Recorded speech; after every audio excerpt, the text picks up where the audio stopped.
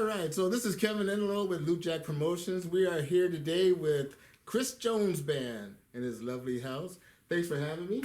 Thanks for being here, man. Thanks for coming over. So let's start over here. Who are you and what do you do? I'm Toss. I'm the drummer for the Chris Jones Band. Next up. My name is Jeremy, also known as Bully and many other things. And I play the bass and sing a little bit. You know. Jeremy is also a songwriter, as well as I. I'm Chris Jones, singer-songwriter, guitarist, vocalist, big-headed person in the band. Yeah, it's us. And then, of course, we have our sound man over here, technical support, Sandy Cole. I'm Sandy Cole. Run sound for them when they need it, roadie, technical support, computer, whatever they need. Right on. So how did this band get started?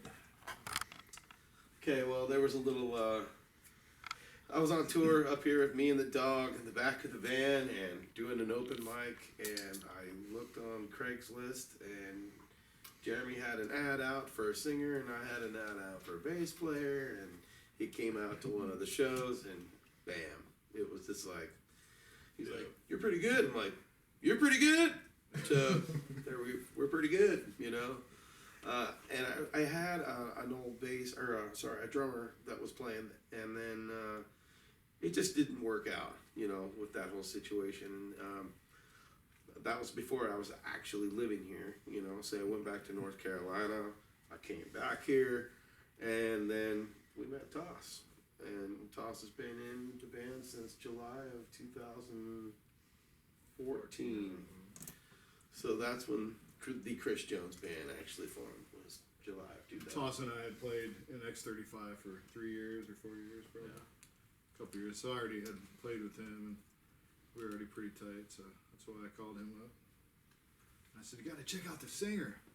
Yeah, that was a pretty good story because I think at the time I was between bands, or I was forming another one, and Jeremy kept hounding me, "You got to come out and see Chris Jones. You got to come out and see Chris Jones." I'm like, yeah.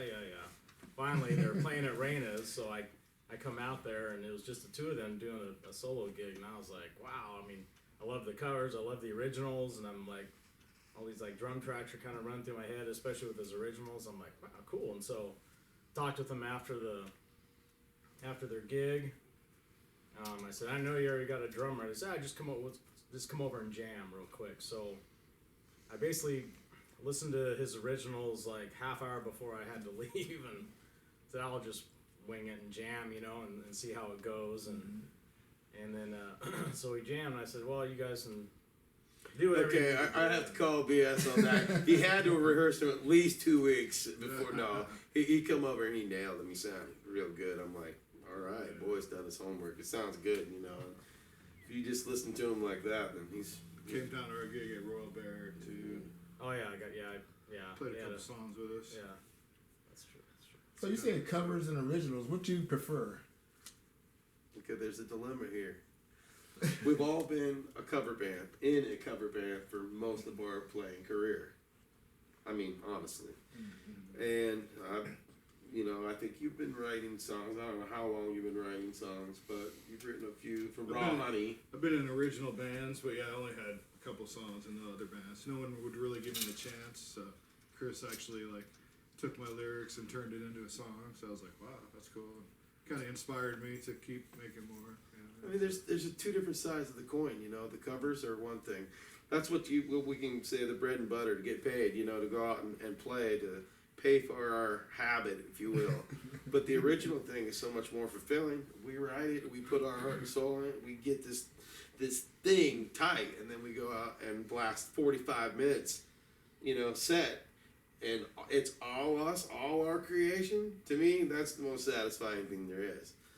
However, if we're going to go out and play covers, we're going to do it the Chris Jones way. So if you notice, there's a few of them on our YouTube site. There's Charlie Daniels, Double One Down in Georgia. Yeah. The boy blows a hole in it. There's a double kick going on. And, we've been told it's a really good version anyway. So listen to it. You'll like it.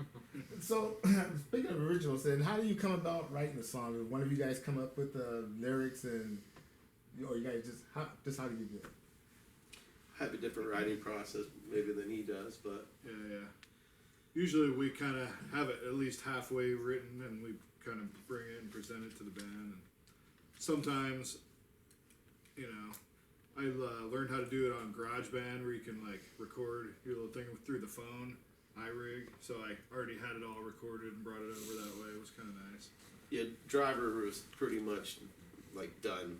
But when he brought it over, I'm like, what do you mean we freaking like love this song? So that is going to be one of the new ones that are going on our brand new Sometimes I CD. just come over with an idea though, and a couple chords, and be like, oh, I want to call this song this, and here's the chorus, blah blah blah blah blah, and have a couple lines, just the hook of the song, and then the next day or two, Chris is like, oh, I already got the whole song written. So you know, it's kind of 50-50 on a few songs. And Or sometimes those guys will just be kind of warming up or playing some riff, and I'm like, hey, what was that? We'll just play. We'll just jam something, and then kind of like, and then Chris will start spitting out some lyrics. I'm sure there's probably a good 20, 30 songs that are sitting in there. I want to say they're unwritten jams, but they're still floating in there once in a while. It's their warm up that they'll do, and we'll doodle, and it's kind of a structured doodle, if you will. You know, it turns into a song. You know, Watching the process during band practice, as a fan of music and knowing this guy for over 30 years and knowing how he sings and what he, the songs he's created himself, and watching these guys come in and bring bits and pieces in and watching it come together in practice. I mean, it's absolutely amazing watching the process be done with these guys. They'll go over it, they'll cut pieces out, they'll add pieces, and over a couple practices, they'll have this song down, and that's it. It is so good. They're on the same level of how they want the song to be. I think that's the funnest part of the whole original process is having a song. You know, like Jeremy will send it. The American radio came to me real raw. I mean, it was like on a phone, kind of crusty guitar sound in the background. You know, I could make it out, and I could hear the song, and immediately thought, ching, burst potential right there. You know, and kind of put it in, and I heard something, and then I put a melody line to the guitar to it, and then bam, it's the title track on the damn CD. So I mean, that was, but to go from A to B was massive, you know. That the creation is just cool. I like it because it morphs from one thing to that final product, and you're like, yeah, you know, it's cool. So how many CDs do you have out? You said you Well, got see, another one coming out. So I don't know. Jeremy's got a few with Raw Honey in Illinois. I don't know if you in Old School put me out or not, but me personally, I'm working on like 8 now. Oh. Yes, I got a couple solo CDs, then I had a few projects on the East Coast. So, yeah, but I think this is going to be really good because we're putting out a lot more singles. That's what we're trying to do anyways, is put out singles, and then once we got enough, we're going to put them on an album and, you know, try to sell them that way. I don't know. That's the game plan these days. You know, I think everybody has their own way of marketing, but we're seeing that that's kind of a good strategy. So you don't have like a CD release party planned or anything yet? Yeah. No. So where can they get your music at? Just YouTube or Spotify? Right now we have it on every major digital platform that you can think of. For the newest single that we released is called I Still Do, and it's on, like I say, everything. Amazon, Spotify, iTunes, Pandora. Yeah. It's available on Amazon. The first album, the EP you guys released, is on Amazon digitally, and iTunes, I think, too. Yeah, you can just say, Alexa, play Chris Jones Band. This is really fun, by the way, when you're standing over there and you're like, I forgot the lyrics. You're like, Alexa, play our stuff. It's really cool. It plays in most elevators too. Let me see here. So tell me about how you guys, everybody's got their superstitions and how they get ready for a gig. So for your day that you got a gig, do you have any kind of rituals you do? I know we talked a little bit earlier about how you get. You might want to share that again. Yeah, you know, it is what it is. But getting ready for the gig, you kind of get psyched up for the whole thing. Get excited about it. For me, you know, I do construction during the day to pay for my habit of playing music. You know, but so it's like this all day, and then we're gonna go play Friday night or whatever. And I get there and I'm wound up. I'm ready to go. And sometimes it sort of transpires in the music for me. You know, I'm just you know get going a little aggressive. So now we've kind of gotten on a little click track, settled me down a little bit. We're getting a little bit more consistent. Is another trick that we learned from Dave from Crash Bang Boom. He also told us about, you know, playing to a click and kind of make us a little bit more cohesive unit. Warm ups on the way to, you know, to and fro. And that's pretty much it for me. Drink a lot of water. Because I know I'm going to be drinking a lot of other stuff. So. It is liquid courage. Usually for me, if it's a Saturday night gig, usually Saturday mornings, I'll go down and, you know, get all my gear out, because I usually have an extra. I got my gigging gear, gigging kit, all kind of bagged up, ready to go. So I'll kind of go through I just go through a mental checklist to make sure I got all my stuff, you know, and then I usually take a piece or two from my normal practice kit that's, you know, down in my house. And I'll just kind of like turn on some cool tunes, you know, while I'm going through my stuff, and it gets me all like excited to play, and I'll just go through my mental checklist of making sure I've got all my stuff. You know, I'm ready to go. Okay, cool. You know, make a double check, and I'm like, okay, I'm ready to go. So that way it's one less thing off my mind. That way when it's, you know, showered, ready to go, take off, you know, head to the gig, I'm already, you know, good to go, and then I'm fired up. You know, or sometimes if I got time, I might run through a couple songs, you know, just to have some fun with them just before the show. In case they're doing a new one, play it, you know, like one or two more times or something like that. And then, yeah, get all my gear ready, and I'm ready to go. Yeah, the guys, you know, they show up and they're ready to play. It's interesting, like I said, you know, being just roadie and sound and stuff like that, and, you know, knowing these guys now for doing this for 4 years for them. They wander in and they all have, you know, their states, they're focused on stuff and get the equipment set up. And if I'm running sound, it's check all my stuff, my computer, everything, make sure I got all my cables, and prepare for the worst. Wireless connection goes down, I got my hardwire. And the good thing is if we come in and totally sound like shit, then it's his job to make it sound better. And he does a really good job of that. I don't know how it works like that, but he does a real good job. I do my best. You know, you guys give me some good material to work with. I usually can get up on stage and know within a little while or not if I'm doing all right, because I'll give everybody the eye, and if they're kind of looking at me like, dude, really? You know, Yeah. I'll be like, I can lean heavy on Sandy tonight, but You know, It's usually Chris turn up, Jeremy turn down. yeah, that's usually how it goes. Toss, just, you know. Turn the cymbals down. Luke and I turn those knobs all the time. So there is something that you can look for in our show is when there's some double kick going on. Toss likes to make sure that people in the back row can hear it very well.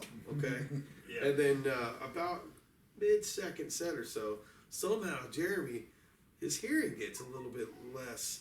So we'll walk over to that bass amp and turn it up a little bit. He's like, I gotta get this room moving. Of course, you know what happens when both these guys go. I've got to, I gotta sing a little bit more energy. Let's go, guys. So I think it's their way of being like, hey, boy, come on, let's go. But all in all, man, we get out there and we have a really good time. And playing the cover songs, we kind of put our own flair to them. So they sort of have their originality to them, you know. Yeah. I like to look at them like that anyways. Play it our own way. Yeah, these guys really feed off the energy from the crowd. You know, playing the originals, you can just see the passion come through. And when they do the covers, it has their stamp on it. And it's received really well. And like I said, when I'm running sound, it makes my job easy. with these guys playing. You know, there's not, you know, I set some stuff and they go at it, and they give it their all every time. You just gotta walk around with a fire extinguisher and put out the flame. You know, so me preparing for stuff, it's fairly simple. I just have my anxiety of just making sure things, preparing for any disasters. So you said they put their stamp on it. So what kind of musical influence do you guys have? Who's your... This is good.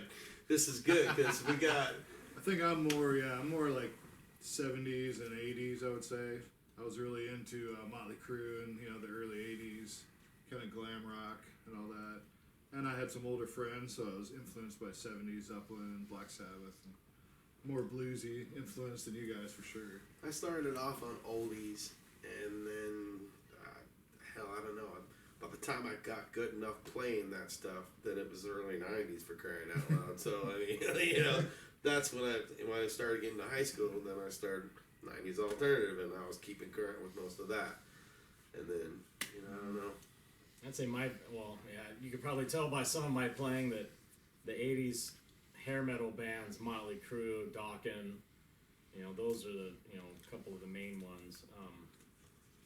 That's pretty much where my influence comes from. You know, I draw a lot of stuff from those kind of bands, but I also love a lot of cool funk and you know, some cool jazz stuff. So I try and, you know, just coming from my musical family background, I take a little bit of everything and kind of just make it my own. You know, I'd like to touch base on one thing. Is the fact is, Jeremy was from Illinois. Has been out here. Now, I was from here, but I moved to North Carolina for 20 years, and then I moved back. And I'll tell you, on the East Coast, it's like a meeting point where I was of just so many different genres. And I was on-demand cover person playing acoustic, you know, and I would take requests. And so I would play anything else, a musical slut, I admit it. And so, you know, I learned a ton of different stuff. And of course, Jeremy's got, you know, all this, there's different, so I mean, there are influences all over the map. And you can kind of tell on our originals, and they're all over the map. It's kind of like, I compare it to like how Aerosmith is. You know, you can't kind of pigeonhole them into one little thing, as we kind of, it's all over the place. Like Sandy says, he kind of compares us to the Pop Evil, where they're a little ballad, but they're a little rock, and they're a little everything in between. And there we are, you know. I think it's kind of a good variety to have, because, you know, some bands you can listen to and like almost all the songs kind of go down the same road. And it's nice to have, you know, some variety, because that's what I really liked about when I jumped in with these guys, is because knowing what Jeremy can play, and then Chris to me was, you know, a fresh new guy, so I'm waiting to hear all what he can do.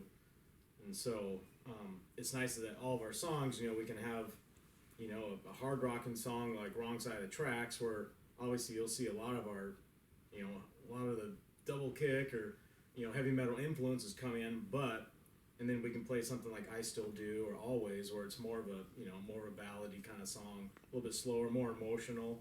And then we've got, you know, one of the first songs he wrote, Funky Kind of Love. Then we get some of the funk stuff, and you know, we can let some of our chops fly, you know, because you can really hear some really cool musical tastes and abilities during that song. And so it's nice to have all these different flavors, you know, I think that makes a band a little bit more colorful, a little bit more versatile, you know, as far as maybe playing certain venues or what people ask for. Because if certain bands and they do one thing, you know, you're kind of stuck on that, you know, on that realm. But I like being able to play all this different kind of things, you know, all these different styles. Makes it a lot of fun. Go from Motown to metal, pretty much. Yeah, you know, and it keeps your chops up. I mean, I think it makes you a better player, personally. You know, We're accepted in a lot more places, kind of like American Express, and you know, accepted where you need it to be. There's a country bar, well, we're going to stack a little more country in it. If it's a rock bar, we're going to put a few more rock songs on our set. But either way, the bulk just kind of just goes, you know, read our crowd well, and go from there. The diversity of the music is phenomenal. Like he said, you know, Pop Evil covers that whole gamut. There's a lot of bands that do that. We just went and saw Black Label Society, and Zach can cover that gamut also. On the piano, playing a ballad, up there ripping it on, on the guitar, just awesome heavy metal track, and these guys can do it too. And it's great to see that, because that diversity is what makes you stand out. It is amazing to watch it. Some Otis Redding to Adele, you know. We got a little bit of everything in there. So what was your best crowd? Best place you played and the crowd was just interacting with you guys and Probably the 4th of July show. Yeah, as our group was probably Louis 4th of G's July. is pretty fun. Yeah. Louis G's was a Louis really G's is great really one. good show. That was a good one. Louis G's is consistently a great place for us because of their sound. I mean, Chris Peterson running sound down there. Yeah. He's got that place dialed in, and when you kick, you can just feel it. It's like a lot of places that we go and play, they're kind of like, keep it down, keep it, mellow or whatever. No, we want to go in there and play, and that place you You're get to not turn it even up, in and the they're like, PA. yeah, that's all I can say. That's It's my great. favorite. Thank you, Chris. Thank you, Louis G's. But the 4th of July was a great show for us. We had a lot of people out, and then that day, and then this coming year we're doing Ording Rock Fest, and we should be headlining that show. So that's going to be fantastic for us. That should be a really good one to step into, and Lots show of good things. show another crowd base what you guys can do. Playing Louis G's again, I think a couple times this year also here coming up, and like he said, Christopher Peterson does an amazing job with sound down there, and a great guy. I've learned a lot from him just watching him do what he does. Gives me a chance to kick back, relax, and watch, really watch these guys and grab some video and stuff that's on our YouTube page from our Louis G's gig. And they treat you like you get that real rock star treatment, because the stage is, is very big. It's a lot of space, killer lights, drum riser. So you get your moment to shine, and you can really just, man, it feels awesome. And so when you got, like for the three of us, man, we're all excited because it's it's the whole package up there. And we get to play on it, man. It just feels, killer. You can look out and you see everyone really having a good time. We're just like, man, it's go time. Not to mention they got good pizza. Let's get down to it, man. The pizza's bomb. So when are you guys playing there again? Actually, we got a gig coming up on April 18th. April 18th, and then there's one after that. June 27th. June 27th, I think, 26th, 27th, so something like that. We're actually looking for a band. One of the bands kind of backed on that, so we're still trying to set up stuff. But it's going to be a phenomenal couple shows down there. We got a lot of people that came down there the first time. They're like, "When are you going back?" So it's going to be a good show for us. And since then, we've worked out almost a half a new set worth of new original stuff that's jamming. We're going to the studio. We're laying some tracks down, and we're pretty proud about our work. The last album was really good, but we're ready now to go lay these tracks down. And this is one of those CDs where I don't think, for me, I'm just gonna be happy to just listen to the whole thing play and not be like fast forward, skip. Yeah. Nah, man, the whole thing is just like it's good. Everything's coming together more. Yeah, because these next few singles coming out, they're great. To me, all the bands I go watch and all the music I listen to, this is on the same level. These guys working hard on these songs, and they're incredibly good. So was this all recorded in one studio, or are you going to multiple studios? We have two different studios that we're working with right now. Crash Bang Boom, which was the studio we recorded. I still do the last release, and Always is another song that we've worked up out of there. We still have a few tracks left to finish on that. But then we were also working with Dave Shepard out of Lions Den Studio. Was the guy who produced American Radio, and so he's done a few tweaks to his studio, and we're gonna go up there and lay down a few more tracks and see how it works. And somewhere in there, we're gonna go back up to Crash Bang Boom and finish that stuff. And we're really happy to get in there and do the studio work. To me, that's where the creation really shines. You get your moment to do your thing, and it's a piece of history. Yeah, that's true. So I noticed that you guys got these shirts and hoodies and everything. Oh, yeah, these? These really cool shirts right here? Yeah. Because if everybody's coming out to see your gigs and stuff, what else you got? You got hoodies, you got shirts, you got hats. What Right else? now we got pullover hoodies, we got zip up hoodies. Yeah, wow. Let me sell you on some of this. You got some pics rolling though. Yeah, so we got zip up hoodies, pullover hoodies, t-shirts, and we've also got our Wristbands. alternate color, which is gray. Wristbands. Yeah, we got gray shirts with an orange logo, and we got some koozies, we got wristbands, and we got a line of Pins. custom knitted beanies coming out for men and women, and some Got patches some coming down the underwears. line. Right? We got the knitted dick warmer with CJB at the tip. We're working on some other, merch stuff. The necessities. Bottle openers. Miscellaneous stuff like that. Working on. Lighters, maybe. And of course, the brand new business card with the scan on the back, so you can just take it right to our stuff. So if you get up there, you can get a nice Yeah, get a close look. get a close up of that. There you go. I think we're working on putting. I think the first CD, one of our singles on some flash drives. We're working on getting some of that a different format for people that don't do a lot of the digital music stuff. So can you order this merch online, anything, or you have to? We be are at a working show? on the store right now. You can pre-order everything with us, and basically we just haven't found a manufacturer to do less than one at a time. So we have to order like a dozen or 2 dozen at a time. So that's what we're at right now. But we're taking pre-orders online and PayPal, Square, whatever, and of course come to the shows because we're gonna have all the gear at the shows.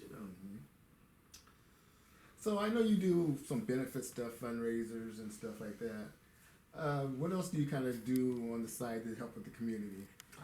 And a few years ago, we did, I don't know, there was like 7 or 8, maybe 10 or, damn, I don't even know how many functions we did that year.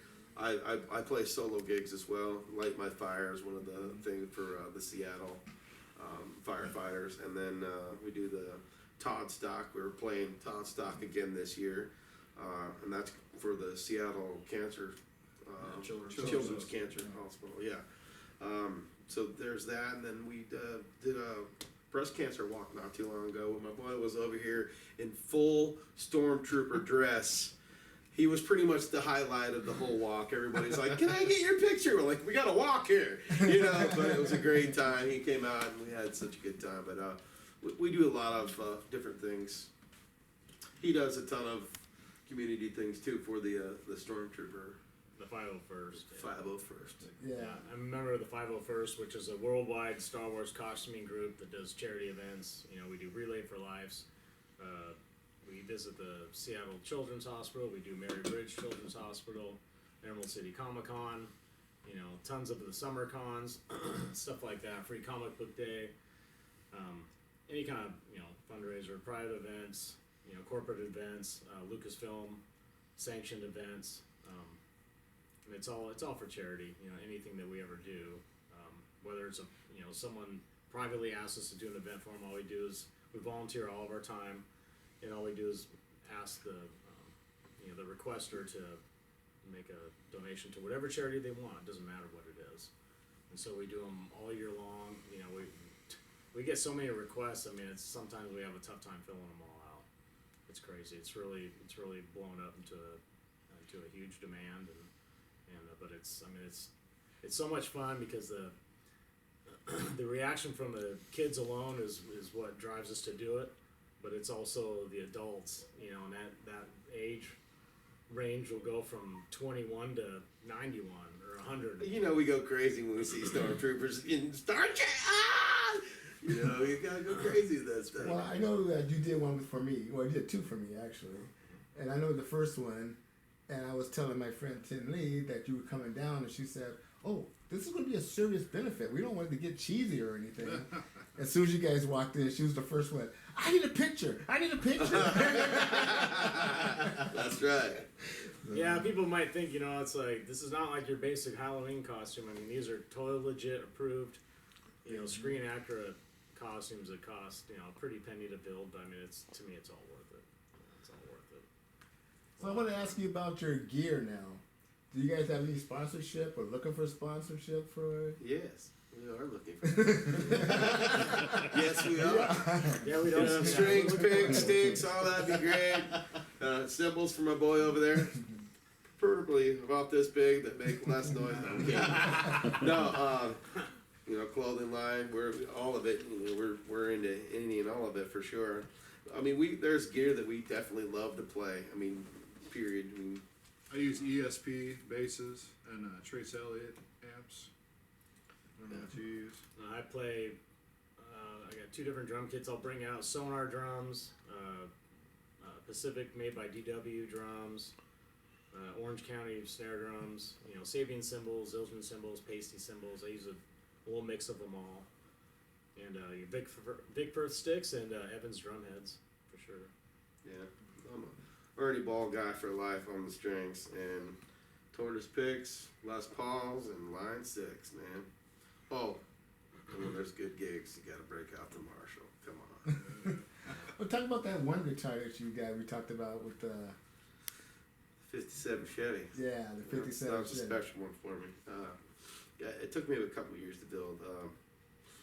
So the guitar was a tribute to my dad, who was into hot rods and cars and guitars, who taught me how to play my first couple chords. And so I wanted to do something nice for him. He passed away, and so I went and saw his friend. That they were friends since like they were 4 years old, and he helped me carve the body out. And I got the idea because I just thought it was a good idea. But my father-in-law gave me his original 57 Chevy parts for it. So the aluminum on the fin, I put as my pick guard for the guitar, and I drilled a hole in the guitar and I put my dad's ashes in there. And it's right where my hands rest, so it's always close to me. You know what I mean? Right on. So it's a really cool guitar. It plays great. It's kind of a cool, you know, showpiece to go out and play and talk about. And it rocks. I just put a new pickup in it, and it kicks ass now. So you know, it's fun and whatnot. I think it's for me. I kind of like it. He came up with that song "Driver," and you know, the guitar is in the shape of a car fin, and there's this little theme going on here. You know, like there's. So, and some of the lyrics he's got about American radio, sitting in the back seats, it has to do with the cars, you know, just a lot of stuff like that. And so we're a high octane rock and roll, full throttle, let's go rock and roll band. This is what I feel about it. And it's starting to reflect in our songs, our writing, and it's that gas, that momentum that the band is we're starting to step it on a little bit. And I think all of us can feel it now, you know? Yeah. So, is there anything you want to tell everybody out there? You got some dates coming up, or anything you want to talk about? Well, I don't want you to go home later and go, I should have said. Have you read the websites on our card on the card? yeah, Reverb. yeah. We've got. So we're moving up the ranks a little bit. If you guys want to tune into Music Mafia, the online, we're up on number 2 right now, so that's pretty cool on internet radio. So we have. Let's see. You can find us. Our website is Chris Jones Band egofusion.com. That's our main website. Of course, you can find us on facebook.com. Just Chris Jones Band. And then Reverb Nation, Chris Jones Band. It's pretty much, we're going to pop up. And you're going to see this. Once you see that right here, once you see this, you found us. That's us. You're going to see that all over the place. As a matter of fact, you're seeing it now in Philippines, India, Africa, and we're charting, and we're starting to pick up places. Internet radio is pretty hot over in those countries that just aren't exposed to this kind of stuff. So now it's starting to get there. They're starting to get the technology so they can listen to internet radio. And then, boy, they're kind of digging the old Chris Jones Band. So, you know. You think you might be hitting a tour out that way then? actually have a little plan, a tour planned. We've got one tour for Eastern Washington and want to go down the West Coast here. So Jeremy just did an interview with a guy down in Medford, and he's like, man, I love you guys. Let's book something. Let's go for it. So we're in the works now of doing a little mini tour. So don't have any details, but it's coming. All right. Yeah. All right. Well, this here's Chris Jones Band. Come check them out. What, coming soon to, well, you'll be at Elmer's this weekend. No, Yeah. we'll be at Bud's on Saturday. Buds and Buds Buds Guys. Coming Saturday. That's Saturday. Yeah. So it's a Milton on Saturday, and then April 4th we'll be playing up at Fuel up in Seattle, and then on April 18th we'll be back at Little So yeah, Cheese. the April 4th There you gig, go. that is still, there is a few seats available for the VIP bus. Now that somebody wants to ride from down here in the Puyallup area, we're meeting at the Fred Meyer At the end of River Road. on River Road there, and it's going to be an all-nighter. We're going to get on the bus. We're going to party hard on the bus on the way up. We're going to party through the night. You guys are going to get to hang out with the band the entire night, and then we're going to put our stuff right back on the bus with y'all and get on the bus and come back down it. But everybody's getting all the free Swag. lanyards, the wristband. Swag. You're getting all the free swag that we got. So it's going to be cool. How much is that? That comes with the VIP experience. So, on the bus ride, $25 a person. $25 per person for the bus. And that covers the admission into the club and the The bus ticket. ride back and forth. however, that doesn't include a sweatshirt, just the other free stuff. But we're gonna have some of that stuff available for you guys to buy if you're looking for it. So that'll be really Some cool. beverages on the bus. Yeah. snacks. Yeah, Uh, snacks. we're gonna be singing "Kumbaya," a little acoustic warm up on the way up. So, Yeah. we're gonna look for all the people to sing "Living on a Prayer" with us on the bus. It's gonna be I'll fun. do the striptease on the way back. And hopefully, if all the VIP things goes well, the first time on April 4th we play at Fuel again, maybe we'll do that thing again. We don't know. We're gonna try it and see how things roll. So, Sounds good. yeah. All right. Well, thank you very much. Thank Here with the you. Chris Thanks, Jones Kevin Band. Enlow, for coming over here and getting us Hanging in out. here. Yeah.